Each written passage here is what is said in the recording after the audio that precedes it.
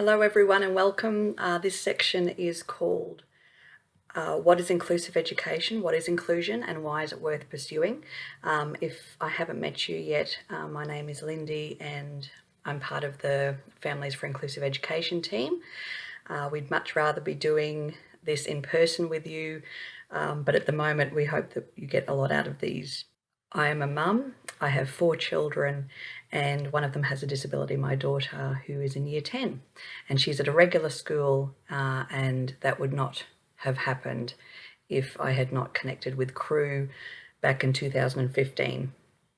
She was actually in year 5 at the time, so we had been doing our best to try and make it all work, but without this understanding of what inclusion is and inclusive education is, and really having the knowledge and the skill to try and to hold on to our vision for our girl, it wouldn't have been possible. So that is why I love sharing this with other parents. So first, there's a graphic there called What Does Inclusion Look Like? And you may have seen this before. It's inclusion, the graphic of it is representing an idea of 1 in 5. So one person, child in this case, in a classroom with disability or significant learning difficulty in a regular classroom with 4 other peers to 1. So about 20% of children with disability in an inclusive classroom. Exclusion is obviously where children are excluded from something, and that can happen on a micro level as well as a macro. So micro exclusions from assessments, camps, certain activities.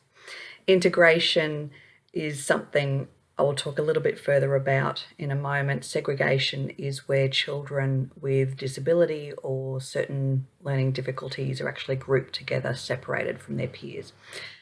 There's a great video that the Queensland University of Technology has released. They just released it at the end of last year. It is free on their YouTube, and it's a great explanation of these ideas.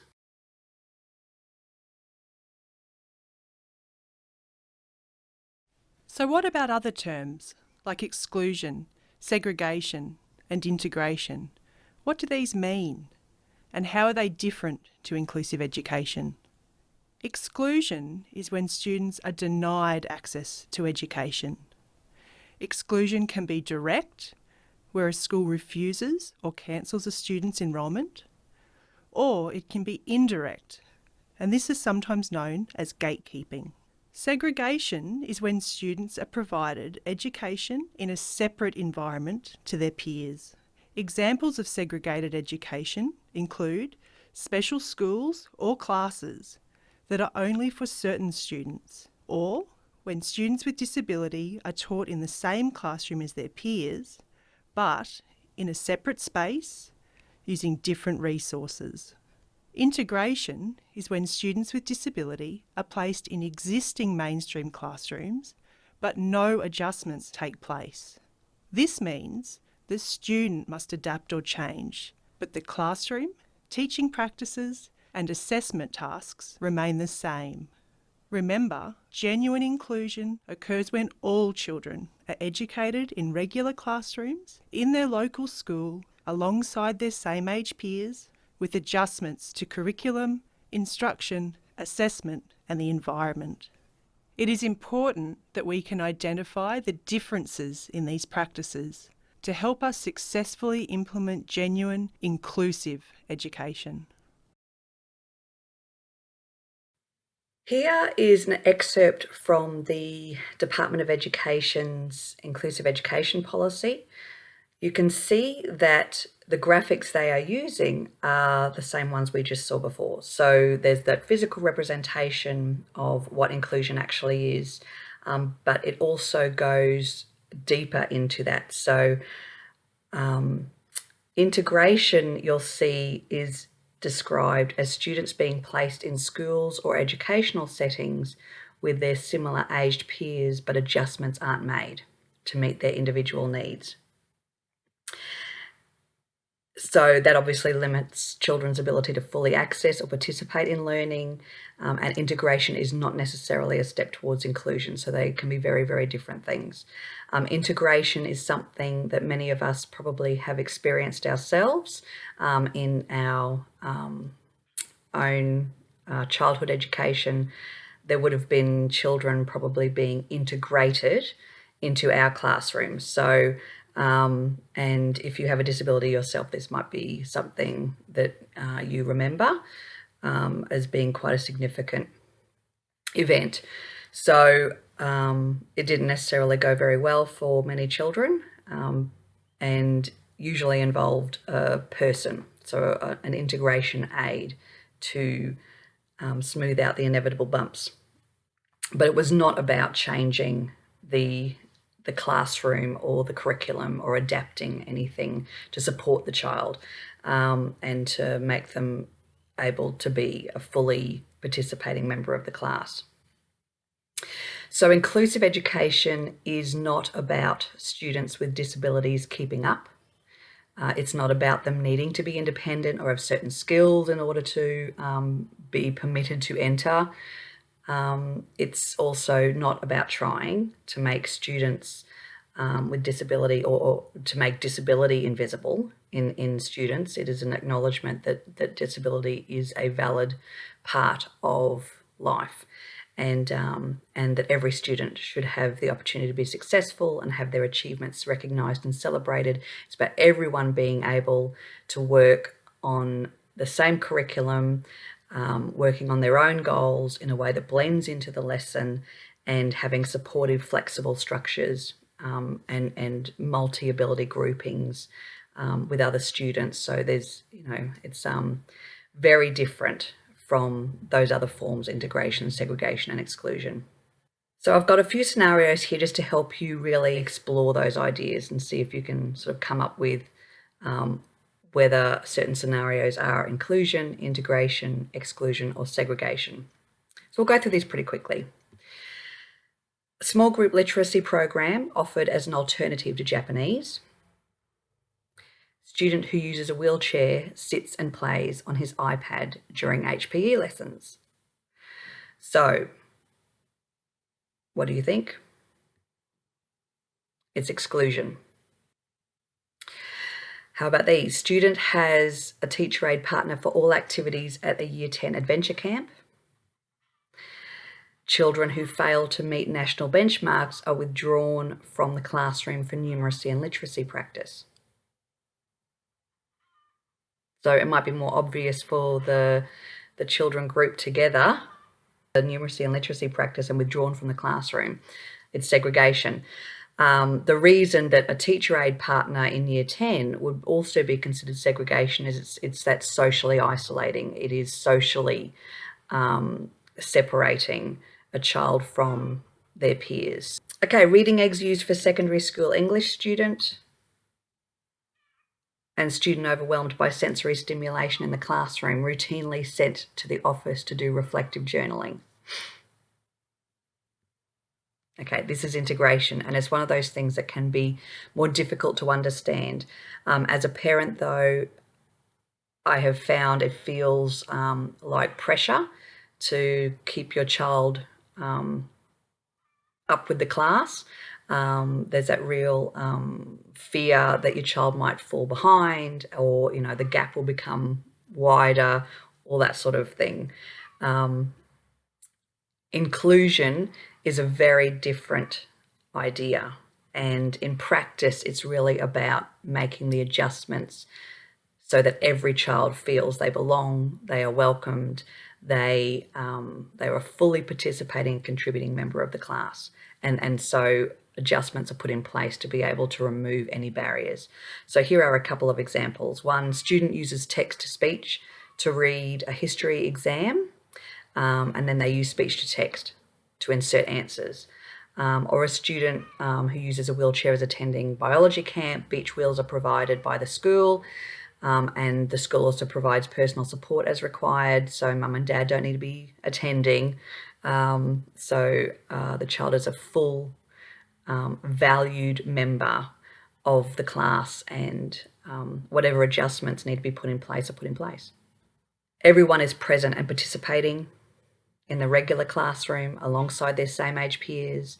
They are socially belonging and participating in the full life of the school, so camps, lunch times, extracurricular activities. The teacher takes responsibility for learning, and the student is able to access and participate in the Australian curriculum. So it's very hard to feel like you belong to a class if you're being taught by somebody else. The teacher needs to be your teacher. If you're in year 5, then you get taught by your year 5 teacher, and other adults in the room are there to support the class and support the teacher as a whole. There's high expectations for everyone, so everyone gets an education worth having. It's an authentic student experience, not a parallel education. Reasonable adjustments are made as needed. UDL is Universal Design for Learning, and you can see more about that again in our website resources that we've just released under Understanding Inclusive Education. And as I said, cautious and targeted use of teacher aids. So my girl gets most of her day is really being put with supportive peers, and those peers are all different in different classes and different days in the same class. So that's been a very important part for us as a family and for her to feel successful.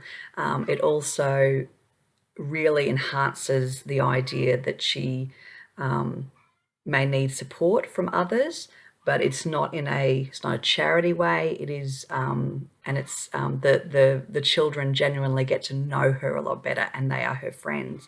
And she also has great value, particularly in group work and that sort of thing. She brings her creativity and her skills to there as well. So it's very much a focus of not having a lot of adult, particularly aid support. Very much the teacher is teaching her.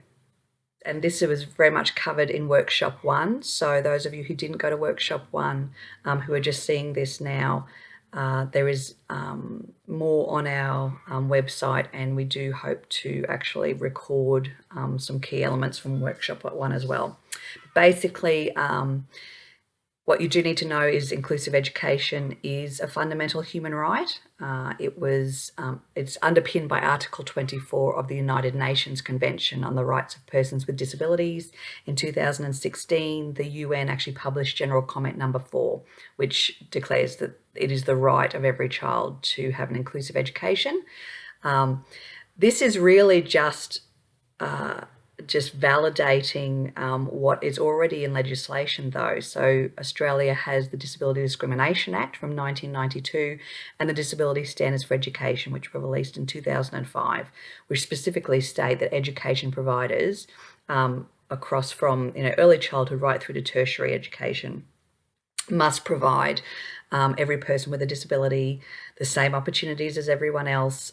They need to put in place adjustments so that everyone can access and participate on the same basis. So barriers must be removed, and everyone must be able to get a good quality education. So it is the law. There is over 50 years of research that children with disability do better academically and socially when they're included. And when you think about it, very little of that is actual genuine inclusion. So 50 years of research of mostly really integration, where children have just been put into regular schools, but very little else has been done. Even then, children with disability have been found to have more friends. They're significantly more likely to gain competitive employment and live independently as adults. So the more a child is in a regular class, the better they do. Teachers also have been found to get better at just teaching to all diversity, of course, which means that other students who are in class who may not have a significantly diagnosed disability, might have more minor learning difficulty, do better as well academically, because the teachers get better at teaching to all.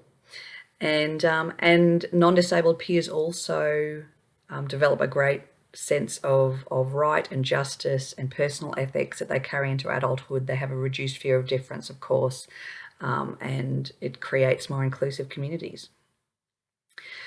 While it can be encouraging to us as parents that to know it is our child's right, it's supported by law, and there's all that evidence to support our child's inclusion, it is really good to also remember that well before there was law, research, and a human right declared to inclusive education, there's always been families wanting better and fighting for their children to have a great childhood, a great education with their peers, to be known and valued. So I'm going to leave you now with a short video of current Queensland parent advocates about why they have chosen inclusion and how they hold strong to that vision for their own children. Thank you very much, and I look forward to meeting you in person sometime. There are so many reasons that we want Liam to be included. We just want his life to take an ordinary path. We want him to go to school with his siblings, the kids in our street, the kids in our local community. That's just where he belongs. I saw my son as a human being needing to be with his peers in a regular setting. So it never occurred to me that I would look for a specific setting for him because of his condition. We wanted her to be known by a lot of typical kids, to grow up with them, to consider herself just an ordinary person deserving of an ordinary life, and whatever that brings. I really wanted my kids to be able to go to the same school. I guess I wanted Sean to be really known in our local community and have friends in our neighbourhood. Yeah, well, we didn't purposefully choose inclusion to begin with. My son was going to a special school, and it just wasn't really working for our family. It was a lot of travel, so we looked around for other options, and there was a mainstream school nearby that was very welcoming, and that's what we chose. It was kind of by accident. It wasn't a grand vision to begin with. It became later. I think we spent a lot of time in Eliza's early life focused on the medical aspects of her day-to-day existence, which I think we therefore lost sight of who we were as a family. And when we had a few big medical scares, we realised that we were missing out, and Eliza was missing out on the same opportunities just to be a little girl. And I think that was a good wake-up call, because that was before kindy, before school, and we got to realise that we needed to focus on the everyday stuff and the things that every other child her same age was doing. So that was going to the pool in summer, going to the park, all those sorts of fun things, and trying to let go of focusing too much on the idea of fixing Eliza and too much on the medical stuff. It didn't make any sense to me that Sean needed to be removed, to be made, to be fixed, to be able to be included at a later date. It made sense for me that he would start off included as he was in our family, and that's what I found to be true. We also know that he will do better socially, academically, included in his regular school, learning alongside his peers. And learning about inclusion, I realised that it was just his right, that he was allowed to be in a mainstream environment with all the other kids of his age, and that he didn't actually have to earn his place to be there. He didn't have to, get certain milestones, certain development to be there. He was just allowed to be there. So, yeah.